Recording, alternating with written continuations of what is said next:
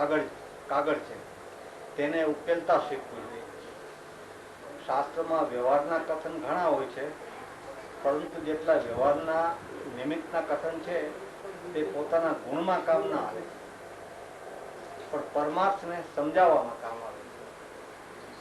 અને જે વ્યવહારમાં જે પરમાર્થ છે તે સમજાવવામાં કામ ના આવે, પણ તે વડે આત્માને શાંતિ થાય. આવો પ્રગટ નય વિભાગ છે.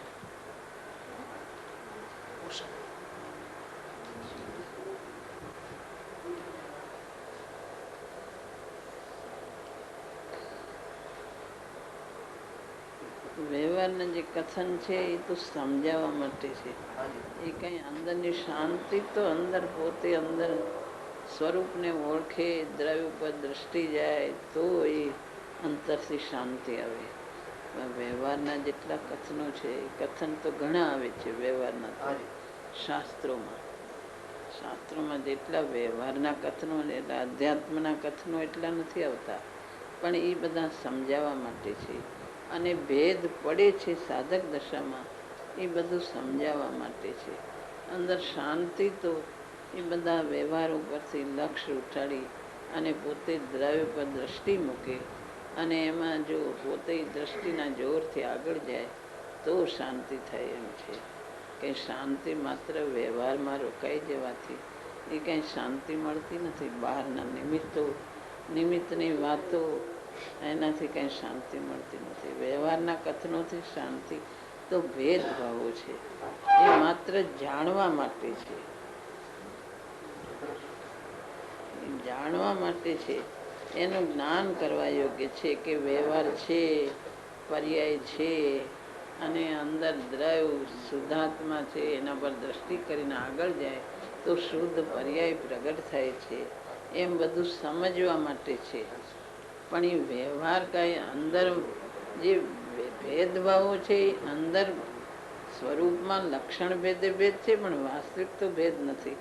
એટલે અંદર શાંતિ તો દ્રવ્ય પર દ્રષ્ટિ મૂકીને અંદર સાધના કરે તો શાંતિ થાય એમ છે. એમ કેવું છે.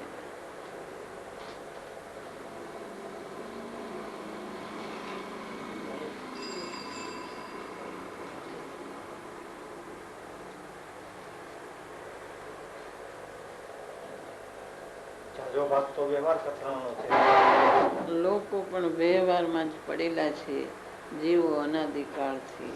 એટલે એને વ્યવહારથી કહેવામાં આવે, ભેદથી કહેવામાં આવે તો સમજે છે. આત્મા અભેદ છે, આત્મા આનંદ ગુણથી ભરેલો છે, શુદ્ધાત્મા છે, એમ કીધા કરી તો એ કાંઈ એને દેખાતું નથી, એટલે એને સમજમાં આવતું નથી. એટલે વ્યવહારના જે કથનો છે એને સમજમાં આવે છે. એટલે વ્યવહારના કથનો ઝાઝા છે, સમજવા માટે છે. એમાં ઝાઝા આવે છે. પરિણામને ઓળખે કે આ બધા પરિણામ થાય છે, આ નિમિત્તો છે, આ બધું છોડવા જેવું છે, વેદનાન કરવા જેવું છે, એમ બધું કહેવામાં આવે તો એ સમજે છે. અંદર તું આત્મા છો એમ માત્ર કહે તો એ કંઈ સમજતું નથી. હવે શાસ્ત્રમાં આવે છે ને કે તું આત્મા છો, સ્વસ્તિ એમ શાસ્ત્રમાં આવે છે. એમ અર્થ સમજી નહીં તો તારું અવિનાશી કલ્યાણ થાય. તું આત્મા છો એમ સમજી નહીં એટલે એને પછી ભેદ પડીને કહેવાય છે દર્શન જ્ઞાન ચારિત્રને પ્રાપ્ત જેમાં હોય એને પ્રાપ્ત થાય તે આત્મા. એમ ભેદ પડીને કહેવું પડે છે. માટે ભેદ વગર સમજતું નથી. માટે વ્યવહારના કથનો ઝાઝા આવે છે, નિશ્ચયના કથનો ઓછા આવે છે. પણ શાંતિ તો એને પરમાર્થથી જ થાય છે. શાંતિ કંઈ ભેદમાં રોકાવાથી શાંતિ થતી નથી. ભેદ તો સમજવા માટે છે. વ્યવહારનું એક જ પ્રયોજન છે, પરમાર્થ તરફ લઈ જાઓ કે સિવાય બીજું કાંઈ પ્રયોજન નથી. પરમાર્થ તરફ લઈ જવું વચ્ચે વ્યવહાર આવે છે જાણવા માટે છે. જાણે તો આગળ જાય, જાણે નહીં તો આગળ કેમ જાય. યથાર્થ જ્ઞાન કરવા માટે છે, જાણવા માટે છે કે આ પર્યાય છે, નિમિત્ત છે, ભેદ છે, વચ્ચે સાધક દશા આવે છે, બધું જાણવા માટે છે, યથાર્થ જ્ઞાન કરવા માટે છે. અને એ જ્ઞાન યથાર્થ કરે તો એને હું શુદ્ધાત્મા છું દ્રવ્ય પર દ્રષ્ટિ કરી પુરુષાર્થ કરે, સાધક દશા વચ્ચે આવે છે, એ બધું જ્ઞાન કરવા માટે છે. સમજે તો આગળ જાય ને. પુરુષાર્થ ઉપડે એ બધું વ્યવહારથી સમજવા માટે છે, જાણવા માટે છે. પુરુષાર્થ અંદર થાય તે પણ વ્યવહાર છે. ભગવાન પૂર્ણ થઈ ગયા એને પુરુષાર્થનો વ્યવહાર લાગુ પડતો નથી. પુરુષાર્થ થાય તે પણ વ્યવહાર છે. સાધક દશા છે તે પણ વ્યવહાર છે. સમજવા માટે છે, પુરુષાર્થ ઉપાડવા માટે છે, જ્ઞાન કરવા માટે છે. પુરુષાર્થ સાધક દશા, દર્શન, જ્ઞાન, ચારિત્ર, રત્નત્રયની આરાધના કરે એ પણ વ્યવહાર છે. આરાધના કરવા માટે છે. એટલું જાણવા માટે એટલે કે સમજવા માટે નહીં, યથાર્થ જ્ઞાન કરવા માટે, પુરુષાર્થ ઉપાડવા માટે. પુરુષાર્થ કરે તે પણ વ્યવહાર છે. બધો વ્યવહાર છે. જ્ઞાન કરે એમાંથી એમ સમજવાનું છે કે વ્યવહાર છે, નથી એમ નથી. એક શુદ્ધાત્મા છે પણ એની સાથે પર્યાય છે, એ અશુદ્ધ પર્યાય થઈ છે અને શુદ્ધ પર્યાય થાય છે, એમ બધું સમજવા માટે છે. વચ્ચે છે માટે એમાંથી પુરુષાર્થ ઉપડે છે. પુરુષાર્થ ઉપાડવા માટે છે, સમ્યક પુરુષાર્થ ઉપાડવા માટે છે. સમજવા માટે ને સમ્યક પુરુષાર્થ ઉપાડવા માટે.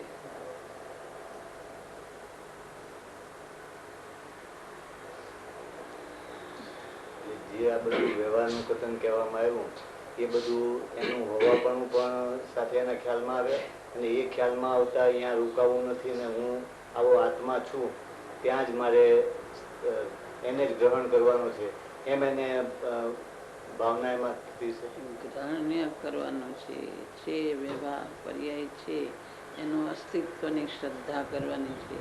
અને શુદ્ધાત્મા છે એ બધું યથાર્થ આગળ જવા માટે છે. વ્યવહારમાં કથન આપણે એક ભૂલમાં આવે છે, કેમ કે જેમ વચમાં ગામ આવે ને છૂટતો જાય મૂળ જે ગામે જવાનું હોય, એવી રીતે આનું પણ એમ કે બધું જાણ પણ થતું જાય અને સાથે આગળ ધ્યેય આગળ જવાનું છે. ત્યાં રોકાવા માટે નથી, પુરુષાર્થ કરીને આગળ જવા માટે છે.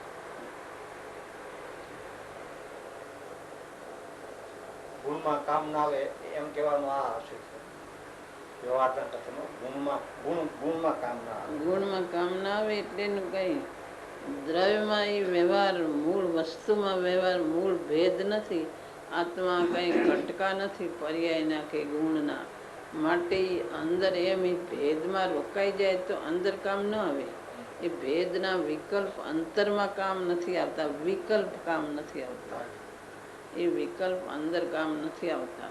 માટે શાંતિ તો દ્રવ્ય ઉપર દ્રષ્ટિ કરવાથી થાય છે. દ્રવ્ય દ્રષ્ટિના જોરે શાંતિ થાય છે. વ્યવહારમાં રોકાવાથી એના વિકલ્પમાં રોકાઈ જવાથી શાંતિ થતી નથી. એ તો જાણવા માટે ને આગળ વધવા માટે ને છોડવા માટે એટલા માટે છે.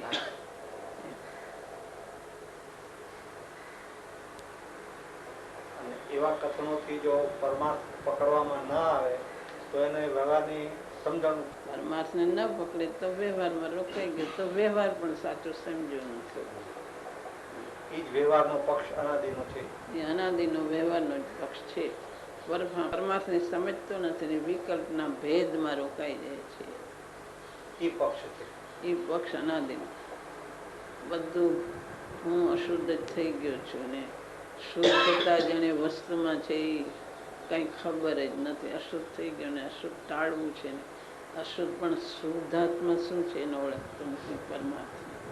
એટલે એ એક વ્યવહારનો પક્ષ જ છે કે કાંઈક જોઈ તો ખરું ને અશુદ્ધતા તો જાણે કેમ અંદર વસ્તુમાં ગરી ગઈ હોય એવી જાતનો પક્ષ થઈ ગયો છે. ભેદનો ને એવું ને વસ્તુમાં જ બધું છે એટલે એની પકડ થઈ ગઈ છે. આ બધું કરી તો જ થાય, આ બધું કરી જાણે કેમ વસ્તુમાં જ બધું હોય એક જાતનું એવું પકડ થઈ. યથાર્થ જ્ઞાન નથી. એટલે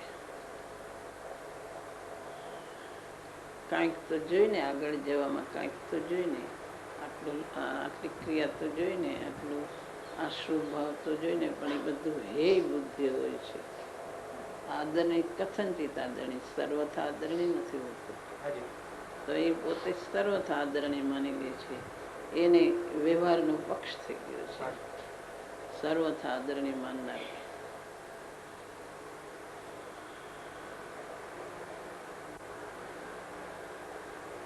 સર્વથા આદરણીય તો પોતાનો આત્મા, અને બાકીનું તો આવે છે એટલે એને કથનચિત. એ કથનચિત આદરણી છે, સર્વથા આદરણી આત્મા છે.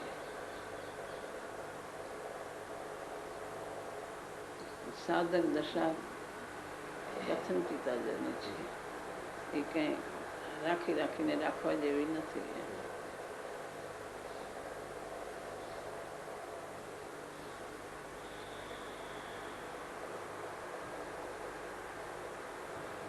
ગુરુદેવ તો વ્યાખ્યાનમાં ઘણી સ્પષ્ટતા કરે છે, છતાંય આપણે એમ કેવું કે ગુરુદેવનામાં ની વાણી ભાના કાગળ જેવી છે.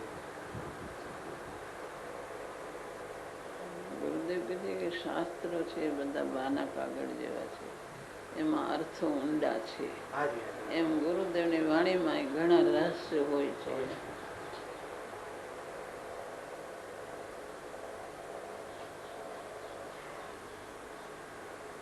ગુરુદેવની વાણીમાં ઘણા રહસ્ય હોય છે. શાસ્ત્રોના શબ્દોમાં ઘણા રહસ્ય હોય છે.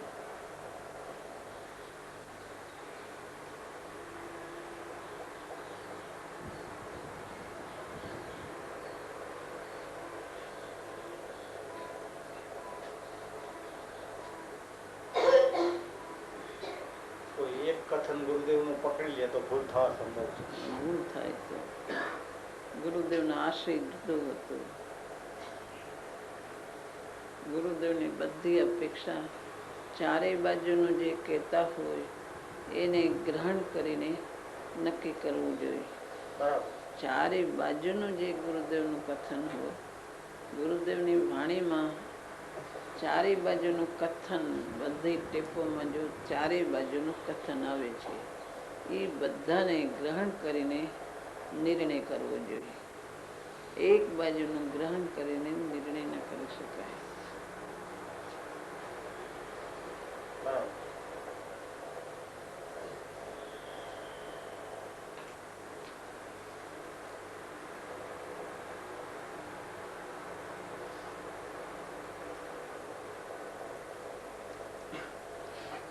કરીને એટલે કે જાણીને, ચારે બાજુનું ગ્રહણ કરીને એટલે કે જાણીને પછી નિર્ણય કરવો જોઈએ, એટલે કે દ્રષ્ટિના વિષયમાં એનો નિર્ણય કરવો જોઈએ. પછી નિર્ણય કરવો જોઈએ ચારેય બાજુનું જાણીને.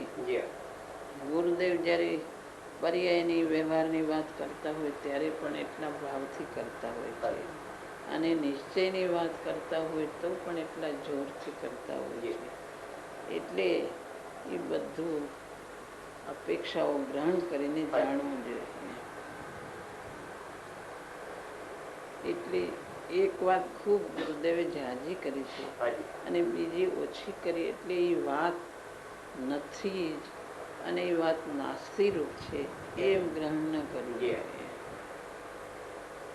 દરેક અપેક્ષાના કથનને જેમ જેમ સમજવા જોઈએ, દરેક પછી નિર્ણય કરવો જોઈએ. નિર્ણયમાં હું નાયક છું એમ નિર્ણય કરવો જોઈએ. એમ નાયક છું, એમાં વસ્તુ આ છે નાયક, એમાં ગુણ ભેદ પર્યાય ભેદ કઈ રીતે છે, ગુરુદેવની બધી અપેક્ષાઓ સમજીને નક્કી કરવું જોઈએ.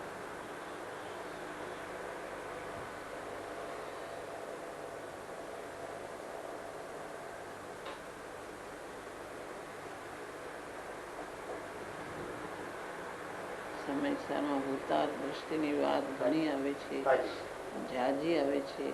એટલે પર્યાયનો એમાં નિષેધ જ છે, નથી એવું કઈ નથી સમયસરમાં. એમ એને ગૌણ છે ખરી એમ કહેવામાં આવે છે.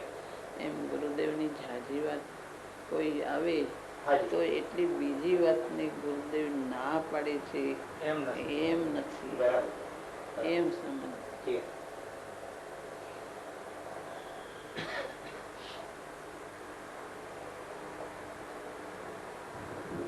આપનું કેવું છે કે જાણવામાં તો બધી અપેક્ષાનું જ્ઞાન બરાબર એને કરવું જ જોઈએ. બધી અપેક્ષાનું જ્ઞાન કરવું જોઈએ તો જ યથાર્થ માર્ગને જાણ્યું કહેવાય અને તો જ એની દ્રષ્ટિ યથાર્થ થાય, તો એને આગળ જવામાં મૂંઝવણ થાય નહીં. બરાબર. નહીતર એને મૂંઝવણ ઊભી થાય જી હા, બરાબર. કે આમ છે તો હવે કેમ કરવું, કેમ પુરુષાર્થ કરવો, હાજી. એમ એને મૂંઝવણ ઊભી થાય. હાજી. પણ ગુરુદેવની ચારે બાજુની વાત ગ્રહણ કરે જી હા, તો એને સહેલાઈથી આગળ જવાનો રસ્તો મળે. બરાબર. એટલે કે એના નિર્ણયમાં વિનાયકના નિર્ણયમાં પોતે ટકી શકે. પોતે ટકી શકે.